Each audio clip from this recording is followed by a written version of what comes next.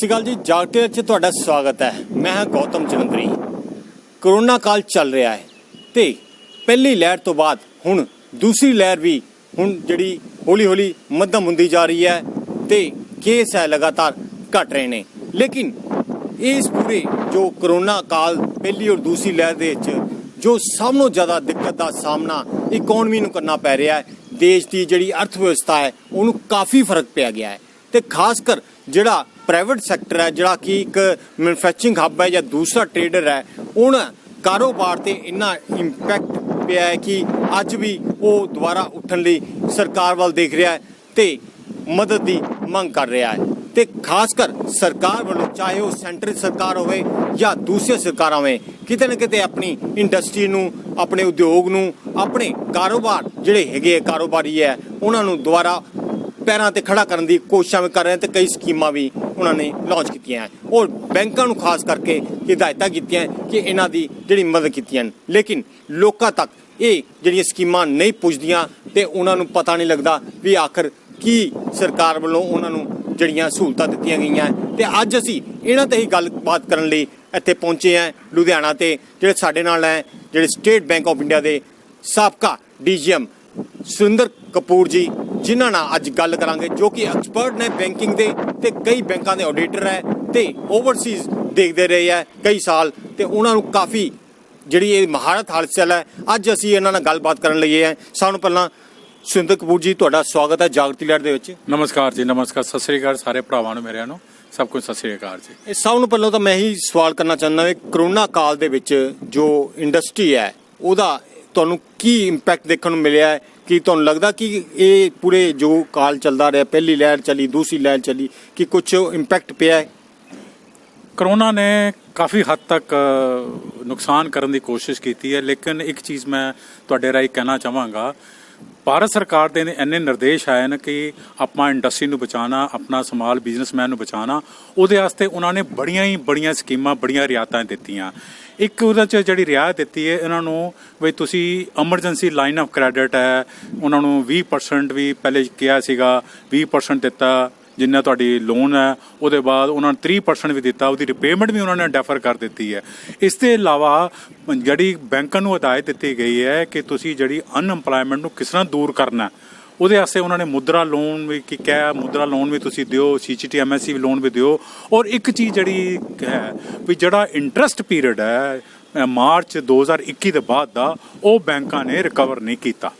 ਉਹ ਬੈਂਕਾਂ ਨੂੰ ਕਿਹਾ ਗਿਆ ਕਿਉਂਕਿ ਇੰਡਸਟਰੀ ਬੰਦ ਹੈ, ਐਕਟੀਵਿਟੀ ਸਾਰੀਆਂ ਬੰਦ ਰਹੀਆਂ, ਜਿਹੜੇ ਕੰਮ ਨਹੀਂ ਚੱਲੇਗਾ ਤੇ ਕਿੱਥੋਂ ਲੋਕ ਪੈਸੇ ਦੇਣਗੇ। ਇਸ ਕਰਕੇ ਉਹਨਾਂ ਨੇ ਕਿਹਾ ਵੀ ਤੁਸੀਂ ਇੰਟਰਸਟ ਨੂੰ ਡੈਫਰ ਕਰਕੇ ਇਹਨਾਂ ਨੂੰ ਇੱਕ ਅਲੱਗ ਅਕਾਊਂਟ ਖੋਲ੍ਹ ਦਿੱਤਾ ਜਾਏ ਔਰ ਉਹਦੀ ਜਿਹੜੀ ਰੀਪੇਮੈਂਟ ਹੈ ਕੁਛ ਦੇਰ ਦੇ ਬਾਅਦ, 2 ਸਾਲ ਦੇ ਬਾਅਦ, 3 ਸਾਲ ਦੇ ਬਾਅਦ ਸ਼ੁਰੂ ਕੀਤੀ ਜਾਏ। ਔਰ ਇੱਕ ਚੀਜ਼ ਹੋਰ ਵੀ ਕਹੀ ਗਈ ਹੈ ਵੀ ਇਹਨਾਂ ਦੀ ਕਿਸੇ ਵੀ ਦੁਕਾਨਦਾਰ ਨੂੰ, ਕਿਸੇ ਵੀ ਇੰਡਸਟਰੀ ਨੂੰ ਤੁਸੀਂ ਇਹਨਾਂ ਨੂੰ ਥੱਲੇ ਨਹੀਂ ਜਾਣ ਦੇਣਾ, ਇਹਨਾਂ ਦੀ ਹਮਾਇਤ ਕਰਨੀ ਹੈ, ਇਹਨਾਂ ਦਾ ਅਕਾਊਂਟ ਖਰਾਬ ਨਹੀਂ ਹੋਣ ਦੇਣਾ। ਔਰ ਕੁਝ ਐਸੇ ਵੀ ਇੰਸਟਰਕਸ਼ਨਾਂ ਜਿਹੜੀਆਂ ਹੈਗੀਆਂ ਕਿ ਇਹਨਾਂ ਦੇ ਜਿਹੜੇ ਅਕਾਊਂਟਸ ਨੂੰ ਤੁਸੀਂ ਮਾਰਚ 20 ਦੇ ਪਹਿਲੇ ਜਿਹੜੇ ਬਾਅਦ ਦੇ ਅਕਾਊਂਟ NPA ਨਹੀਂ ਕਰਨੇ। ਇਹ ਕਾਫੀ ਰਿਆਇਤਾਂ ਦਿੱਤੀਆਂ ਗਈਆਂ। ਮੈਂ ਤੇ ਗੌਤਮ ਜੀ ਕਹਾਂਗਾ ਕਿ ਮੇਰੇ ਕਈ ਭਰਾਵਾਂ ਨੂੰ ਹਾਲੇ ਤੱਕ ਅਵੇਕਨਿੰਗ ਨਹੀਂ ਹੈ, ਉਹਨਾਂ ਨੂੰ ਅਵੇਕਨਿੰਗ ਹੋਣੀ ਚਾਹੀਦੀ ਹੈ। ਬੈਂਕ ਜਿਹੜਾ ਬੇਸਿਕਲੀ ਉਹਨਾਂ ਨੇ ਸੋਚਣਾ ਚਾਹੀਦਾ ਕਿ ਬੈਂਕ ਉਹਨਾਂ ਦਾ ਹਿੱਸੇਦਾਰ ਹੈ, ਬੈਂਕ ਉਹਨਾਂ ਦਾ ਦੁਸ਼ਮਣ ਨਹੀਂ ਹੈ। ਉਹ ਬੈਂਕ ਨੂੰ ਆਪਣਾ ਸਮਝਣ। ਅਗਰ ਬੈਂਕ ਦੇ ਵਿੱਚ ਕੋਈ ਉਹਨਾਂ ਦੀ ਕੋਈ ਗੱਲਬਾਤ ਨਹੀਂ ਸੁਣਦਾ ਛੋਟਾ ਅਫਸਰ, ਤਾਂ ਵੱਡੇ ਅਫਸਰ ਨਾਲ ਗੱਲ ਕਰਨ। ਵੱਡੇ ਅਫਸਰ ਨੇ ਗੱਲ ਕਰਨਾ, ਬੈਂਕ ਦੇ ਜਿਹੜੇ ਹੈੱਡ ਆਫਿਸ ਨੇ, ਸੈਂਟਰਲ ਆਫਿਸ ਨੇ, ਉਹਨਾਂ ਨਾਲ ਗੱਲ ਕੀਤੀ ਜਾਏ। ਔਰ ਹਜੇ ਹੁਣ ਦੇਖੋ ਕੁਝ ਐਸੀਆਂ ਇੰਸਟਰਕਸ਼ਨਾਂ ਆਈਆਂ, ਬੈਂਕ ਜਿਹੜੇ ਅਕਾਊਂਟ ਲੱਗਦੇ ਸੀਗੇ ਵੀ NPA ਹੋਣ ਦੇ ਕਗਾਰ ਦੇ ਵਿੱਚ ਨੇ, ਜਿਨ੍ਹਾਂ 'ਚ ਵਾਕਿਆ ਨਾਲ ਕਰੋਨਾ ਕਰਕੇ ਤੁਹਾਨੂੰ ਪਤਾ ਐਕਟੀਵਿਟੀ ਕਾਫੀ ਬੰਦ ਰਹੀ ਹੈ, ਜਿਹੜੇ ਕੰਮਕਾਜ ਨਹੀਂ ਚੱਲਦੇ ਰਹੇ, ਉਹਨਾਂ ਨੂੰ ਤੁਸੀਂ ਰੀਸਟਰਕਚਰ ਕਰੋ, ਉਹਨਾਂ ਦੀ ਰੀਫੇਸਮੈਂਟ ਕਰੋ। ਔਰ ਬੇਸਿਕ ਆਬਜੈਕਟਿਵ ਕੀ ਹੈ ਕਿ ਆਪਣੇ ਭਰਾਵਾਂ ਨੂੰ ਇਸ ਜਿਹੜਾ ਕ੍ਰਾਈਸਿਸ ਦੇ ਵਿੱਚੋਂ ਉਬਾਰ ਕਰਨਾ। ਔਰ ਇੱਕ ਚੀਜ਼ ਹੈ, ਹੁਣ ਜਿਸ ਤਰ੍ਹਾਂ ਸੈਕੰਡ ਵੇਵ ਆਸਤਾ ਖਤਮ ਹੋ ਰਹੀ ਹੈ, ਕੰਮ ਚੱਲੇਗਾ, ਕੰਮ ਚੱਲਣ ਦੇ ਬਾਅਦ ਪ੍ਰੋਡਕਟਿਵਿਟੀ ਵਧੇਗੀ, ਉਹਦੇ ਬਾਅਦ ਆਪਣੀ ਰਿਪੇਮੈਂਟ ਸ਼ੁਰੂ ਕਰੋ। ਇਹ ਬੈਂਕ ਦੀ ਤਰਫੋਂ ਬਹੁਤ ਜ਼ਬਰਦਸਤ ਫੈਸਿਲਿਟੀਜ਼ ਆ ਰਹੀ ਹੈ। ਲੇਕਿਨ ਇੱਕ ਚੀਜ਼ ਜਿਹੜੀ ਹੈ, ਮੇਰੇ ਦੋਸਤਾਂ ਨੂੰ ਸ਼ਾਇਦ ਪਤਾ ਨਹੀਂ, ਅਵੇਕਨਿੰਗ ਨਹੀਂ ਹੈ, ਉਹਨਾਂ ਨੂੰ ਬੈਂਕ ਜਾਣਾ ਚਾਹੀਦਾ। ਬੈਂਕ ਇੱਕ ਚੀਜ਼ ਮੰਨ ਕੇ ਚੱਲਣ, ਬੈਂਕ ਉਹਨਾਂ ਦਾ ਹੈ, ਬੈਂਕ ਕਿਸੇ ਦਾ ਨਹੀਂ ਹੈ। ਇੱਕ ਸਰ ਸਭ ਨੂੰ ਜਿਹੜੀ ਤੁਸੀਂ ਕੁਝ ਸਕੀਮਾਂ ਬਾਰੇ ਦੱਸਿਆ ਹੈ, ਲੇਕਿਨ ਜਿਹੜਾ ਲੇਮੈਨ ਹੈ, ਇੱਕ ਜਨਰਲ ਬੰਦਾ ਹੈ, ਉਹ ਆਪਣਾ ਕਾਰੋਬਾਰ ਕਰ ਰਿਹਾ ਹੈ, ਕਾਰੋਬਾਰ 'ਚ ਇੱਕਦਮ ਕਰੋਨਾ ਕਾਲ ਕਰਕੇ ਥੋੜਾ ਜਿਹਾ ਦਿੱਕਤ ਆ ਗਈ। ਹੁਣ ਉਹਦੀਆਂ ਆਲਰੇਡੀ ਜਿਹੜਾ ਉਹ ਚਾਹੁੰਦਾ ਵੀ ਉਹਨੂੰ ਮਦਦ ਮਿਲੇ, ਤੇ ਉਹ ਕਿਸ ਤਰ੍ਹਾਂ ਉਹਨੂੰ ਇਹ ਸਕੀਮਾਂ ਬਾਰੇ ਕਿਸ ਤਰ੍ਹਾਂ ਪਤਾ ਲੱਗਣਾ? ਕੋਈ ਬੈਂਕ 'ਚ ਤਾਂ ਉਹਨੂੰ ਜਾ ਕੇ ਪਤਾ ਨਹੀਂ ਲੱਗਦਾ, ਇਹ ਕਿਸ ਤਰ੍ਹਾਂ ਉਹਨੂੰ ਪਤਾ ਲੱਗਦਾ ਕਿ ਕਿਹੜੀਆਂ ਈਜ਼ੀ ਸਕੀਮਾਂ ਹੈ ਜਿਹਦੇ ਬਾਰੇ ਆਪ ਜਾ ਕੇ ਗੱਲ ਕਰ ਸਕਦਾ, ਜਾਂ ਕੋਈ ਸਾਈਟ ਹੋਵੇ ਜਿੱਥੋਂ ਉਹਨੂੰ ਇਹ ਸਾਰੀਆਂ ਸਕੀਮਾਂ ਬਾਰੇ ਜਿਹੜੀਆਂ ਤੁਸੀਂ ਦੱਸ ਰਹੇ ਹੋ, ਚਾਹੇ ਜਿੱਦਾਂ ਹੁਣ ਤੁਸੀਂ ਇਹ ਜ਼ਿਕਰ ਕੀਤਾ ਸੀ ਵੀ 3 ਸਾਲ ਤੱਕ ਕੋਈ ਇਹੋ ਜਿਹੀ ਹੈ ਵੀ 3 ਸਾਲ ਤੱਕ ਕੋਈ ਜਿਹੜੀ ਹੈ ਉਹ ਕਿਸ਼ਤ 3 ਸਾਲ ਬਾਅਦ ਸ਼ੁਰੂ ਹੁੰਦੀ ਹੈ, ਇਸ ਤਰ੍ਹਾਂ ਦੀਆਂ ਹੋਰ ਜਿਹੜੀਆਂ ਸਕੀਮਾਂ ਉਹ ਕਿੱਥੋਂ ਪਤਾ ਲੱਗਣ ਸਾਰੀਆਂ? ਇਹ ਆਰਬੀਆਈ ਦੀ ਸਾਈਟ ਤੋਂ ਵੀ ਪਤਾ ਚੱਲ ਸਕਦਾ, ਬੈਂਕਾਂ ਦੀ ਆਪਣੀ ਸਾਈਟਸ ਹੈ ਉਸ 'ਚ ਵੀ ਪਤਾ ਚੱਲ ਸਕਦਾ। ਇੱਕ ਚੀਜ਼ ਹੋਰ ਜਿਹੜਾ ਮੰਨ ਕੇ ਚੱਲਣੀ ਪਏਗੀ, ਬੈਂਕਾਂ ਨੂੰ ਇਸ ਨਿਰਦੇਸ਼ ਦਿੱਤਾ ਗਿਆ ਕਿ ਇਹਨਾਂ ਨੂੰ ਤੁਸੀਂ ਐਮਰਜੈਂਸੀ ਲਾਈਨ ਆਫ ਕ੍ਰੈਡਿਟ ਦਿਓ, 20% ਦਾ ਦਿਓ, ਜਿਹੜੀ ਆਊਟਸਟੈਂਡਿੰਗ ਹੈ ਮਾਰਚ 20 ਦੇ ਪਹਿਲੇ ਉਹ 30% ਹੈ। ਐਮਰਜੈਂਸੀ ਲਾਈਨ ਆਫ ਕ੍ਰੈਡਿਟ ਹੈ ਕਿ ਜਿਹੜੀ ਤੁਹਾਡੀ ਦੇਣਦਾਰੀ ਹੈ, ਜਿੱਥੇ ਤੁਸੀਂ ਮਾਲ ਲਿਆ ਲੋਕਾਂ ਨੂੰ ਪੇਮੈਂਟ ਦੇਣੀ ਆ ਉਹਨਾਂ ਨੂੰ ਦੇਣ ਵਾਸਤੇ ਦਿਓ। ਬੈਂਕਾਂ ਦੀ ਸਾਈਟਸ ਦੇ ਵਿੱਚ ਸਾਰੀ ਸਕੀਮਾਂ ਆ ਚੁੱਕੀਆਂ ਹਨ, ਰਿਜ਼ਰਵ ਬੈਂਕ ਦੀ ਸਾਈਟਸ ਦੇ ਵਿੱਚ ਸਕੀਮਾਂ ਆ ਚੁੱਕੀਆਂ ਹਨ। ਔਰ ਇਹਦੇ ਇਲਾਵਾ ਅਗਰ ਫਿਰ ਵੀ ਮੇਰੇ ਦੋਸਤਾਂ ਨੂੰ ਕਿਸੇ ਨੂੰ ਨਹੀਂ ਪਤਾ ਚੱਲਦਾ, ਉਹ ਬੈਂਕਾਂ 'ਚ ਅਪਰੋਚ ਕਰਨ। ਹਰ ਬੈਂਕ ਦੇ ਵਿੱਚ ਰੀਜਨਲ ਮੈਨੇਜਰ ਨੂੰ ਤੁਸੀਂ ਅਪਰੋਚ ਕਰ ਸਕਦੇ ਹੋ, ਡੀਜੀ ਨੂੰ। ਅੱਜ ਕੱਲ੍ਹ ਤੇ ਟੈਕਨੋਲੋਜੀ ਦਾ ਇੰਨਾ ਐਡਵਾਂਸ ਜ਼ਮਾਨਾ, ਤੁਸੀਂ ਈਮੇਲ ਕਰਕੇ ਪੁੱਛ ਸਕਦੇ ਹੋ। ਬ੍ਰਾਂਚ ਨਹੀਂ ਸੁਣਦੀ, ਬ੍ਰਾਂਚ ਦੇ ਹੈਡ ਨੂੰ ਲਿਖੋ, ਇਹ ਸਕੀਮਾਂ ਆ ਗਈਆਂ। ਇਹ ਕਲੀਅਰ ਕੱਟ ਫਾਈਨਾਂਸ ਮਿਨਿਸਟਰ ਦੀ ਤਰਫੋਂ ਇੰਸਟਰਕਸ਼ਨ। ਔਰ ਇੱਕ ਚੀਜ਼ ਮੈਂ ਗੌਤਮ ਜੀ ਕਹਾਂਗਾ, ਉਹ ਜ਼ਮਾਨੇ ਚਲੇ ਗਏ। ਕੱਲ ਤੁਸੀਂ ਨਿਊਜ਼ ਦੇਖੀ ਹੋਏਗੀ ਕਿ ਗਵਰਨਮੈਂਟ ਕਿੰਨੀ ਸਟ੍ਰਿਕਟ ਹੈ, ਉਹਨੇ ਮਾਲਿਆ ਦਾ ਕਿੰਨੇ 1000 ਕਰੋੜ ਰੁਪਇਆ ਰਿਕਵਰ ਕਰਕੇ ਬੈਂਕਾਂ ਨੂੰ ਦੇਤਾ। ਇਸ ਕਰਕੇ ਪ੍ਰੋ ਬਾਰਵਰ ਅਪਰੋਚ ਹੈ। ਦੇਖੋ ਬਾਰਵਰ ਅਗਰ ਬਚੇਗਾ ਤੇ ਅਸੀਂ ਬਚਾਂਗੇ। ਕੋਈ ਵੀ ਬੈਂਕ ਨਹੀਂ ਚਾਹੇਗਾ ਕਿ ਮੇਰਾ ਜਿਹੜਾ ਬਾਰਵਰ ਡੁੱਬੇ, ਤੇ ਇਸ ਕਰਕੇ ਬਾਰਵਰ ਦੀ ਹਰ ਹਾਲਤ 'ਚ ਮਦਦ ਕਰਨੀ ਹੈ। ਇਹ ਜਿਹੜੀ ਅਸੀਂ ਸਪੋਰਟ ਬੈਂਕ ਦੇ ਰਿਹਾ, ਇਹ ਸਪੋਰਟ ਬੇਸਿਕਲੀ ਆਕਸੀਜਨ ਹੈ। ਅਗਰ ਮਰੀਜ਼ ਨੂੰ ਆਕਸੀਜਨ ਟਾਈਮ ਤੇ ਨਹੀਂ ਦਿੱਤੀ ਜਾਏਗੀ, ਮਰੀਜ਼ ਮਰੇਗਾ। ਮਰੀਜ਼ ਤੇ ਗਿਆ ਨਾਲ ਨੁਕਸਾਨ ਕਿਹਦਾ ਹੋਏਗਾ? ਨੁਕਸਾਨ ਦੇਸ਼ ਦਾ ਬੜਾ ਹੋਏਗਾ। ਇੱਕ ਇਨਵੈਸਟਮੈਂਟ ਜਿਹੜੀ ਹੈ ਉਹ ਬਹੁਤ ਜਿਹੜੀ ਵੱਧਦੀ ਜਾ ਰਹੀ ਹੋਈ, ਜਿਹੜੀ ਪ੍ਰੋਡਕਸ਼ਨ ਹੈ ਉਸ ਤਰ੍ਹਾਂ ਨਹੀਂ ਹੋਈ, ਤੇ ਉਹਦੀ ਇਨਵੈਸਟਮੈਂਟ ਜਿਹੜੀ ਹੋਰ ਜ਼ਿਆਦਾ ਹੁਣ ਕਰੋਨਾ ਕਾਲ ਬੰਦ ਰਿਹਾ, ਉਹਦੇ ਹੁਣ ਓਵਰਹੈਡਸ ਜ਼ਿਆਦਾ ਹੋ ਗਏ ਆ, ਤੇ ਇਨਵੈਸਟਮੈਂਟ ਲਈ ਉਹਦੇ ਲਈ ਕੁਝ ਹੋ ਰਹੀ ਸਪੋਰਟ ਵਗੈਰਾ? ਹਾਂ, ਹਸਪਿਟੈਲਿਟੀ ਸੈਕਟਰ ਨੂੰ ਰਿਜ਼ਰਵ ਬੈਂਕ ਨੇ ਕਿਹਾ, hospitality sector, travel industry, tourism industry ਜਿਹੜੀ ਹੈ ਇਹ ਬੜੀ ਬੈਡਲੀ ਹਿੱਟ ਕੀਤੀ ਹੈ।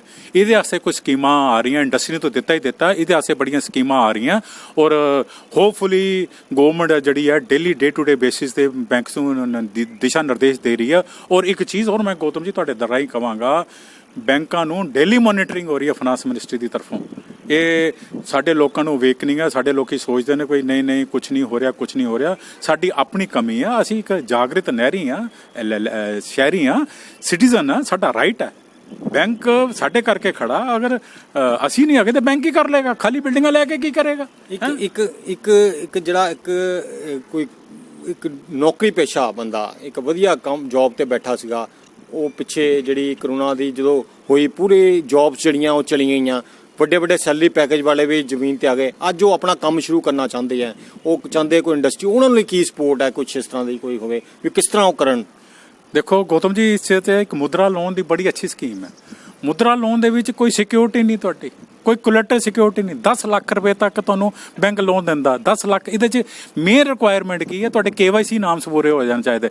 ਅਗਰ ਮੈਂ ਦੇਖੋ ਕੋਈ 10 ਲੱਖ ਰੁਪਏ ਤੱਕ, ਮੈਨੂੰ ਨਹੀਂ ਲੱਗਦਾ ਕੋਈ 10 ਲੱਖ ਤੱਕ ਅਗਲਾ ਬੰਦਾ ਲੋਨ ਲੈ ਕੇ ਬੈਂਕ ਦਾ ਕੰਮ ਨਾ ਸ਼ੁਰੂ ਕਰ ਪਾਏ।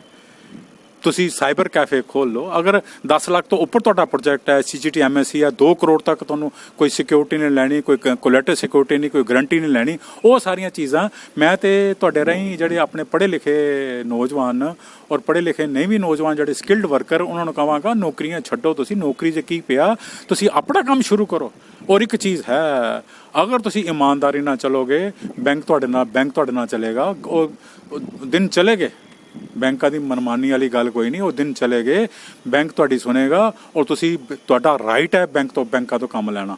ਤੁਹਾਡਾ ਬਿਲਕੁਲ ਬੈਂਕ ਤੁਹਾਡੇ ਕਰਕੇ, ਤੁਸੀਂ ਬੈਂਕ ਤੇ ਸੂਦ ਦਿੰਦੇ ਹੋ, ਬੈਂਕ ਨੂੰ ਇੰਟਰਸਟ ਦਿੰਦੇ ਹੋ।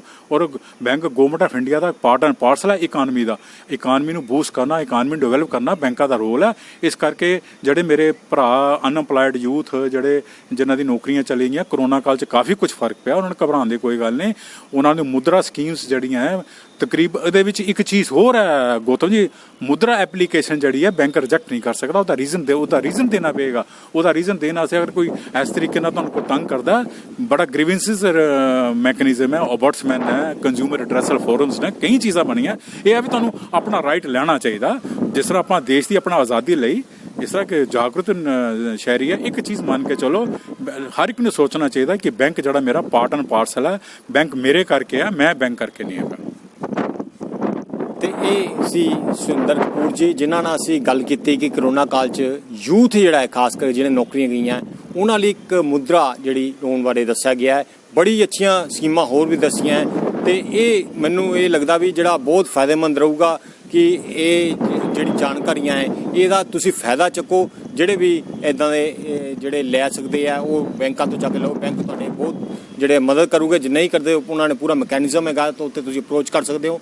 ਇਸੇ ਤਰ੍ਹਾਂ ਬਣੇ ਰਹੋ ਜਾਗਰਤੀ ਦੇ ਨਾਲ। ਮੈਂ ਗੌਤਮ ਜਲੰਧਰੀ, ਅਨਿਲ ਪਾਸੀ ਦੇ ਨਾਲ।